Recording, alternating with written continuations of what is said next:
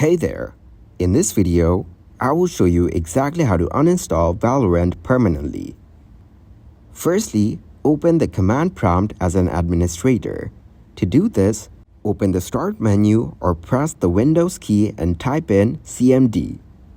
Right-click the result in the Start menu and select Run as administrator. Then, enter the following code, SC delete VGC, and press Enter on your keyboard. Enter the following code, SE delete VGK, and press Enter on your keyboard. After that, restart your computer. You want to ensure the changes take effect, so power your computer off, then turn it back on. To do this, select Restart in the Power menu to reboot your system.